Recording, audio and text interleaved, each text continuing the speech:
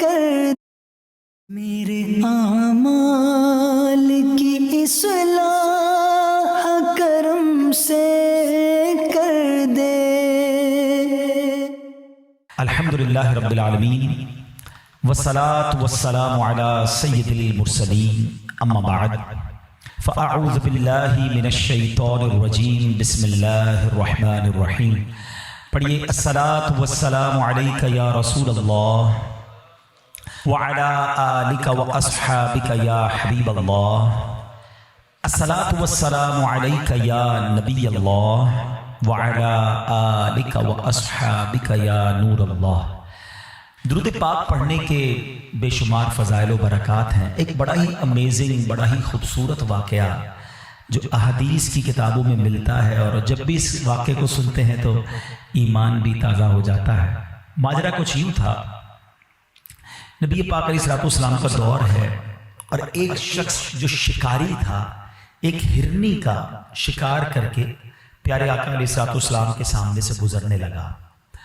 اللہ کے حبیب علیہ السلام کو رب نے بہت سارے کمالات اور بہت سارے معجزات سے نوازا تھا۔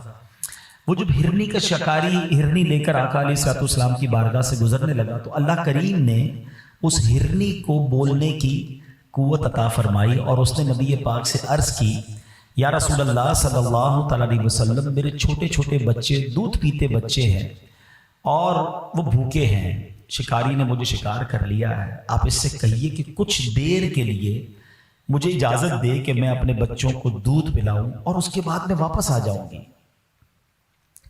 اب یہ بڑی امیزنگ بات ہے کہ جانور بات کر رہا ہے اور آقا علیہ السلام اس کی بولی بھی سمجھ رہے ہیں، لیکن اس سے بڑی کمال کی بات یہ ہے کہ نبی پاک اسے جواب بھی عطا فرماتے ہیں، اور فرماتے ہیں کہ اگر تم واپس نہ آئی تو کیا گارنٹی ہے؟ کیونکہ نارملی دنیا میں یہ ہوتا ہے کہ کوئی چیز شکار کر لی جائے، اسے چھوڑ دے تو وہ بھاگ جاتا ہے، جانور یا پرندہ واپس تو نہیں آتا۔ مگر نبی پاک علیہ السلام کی بارگاہ میں وہ ہرنی عرض کرتی ہے کہ حضور اگر میں واپس نہ آؤں تو مجھ پر اللہ پاک کی ایسی لعنت ہو جیسی اس شخص پر لعنت ہوتی ہے جس کے سامنے آپ کا ذکر کیا جائے اور وہ درود نہ پڑھے۔ حضور میں واپس نہ آؤں تو مجھ پر ایسی لعنت ہو کہ جو شخص نماز پڑھتا ہے اور پھر دعا نہ مانگے۔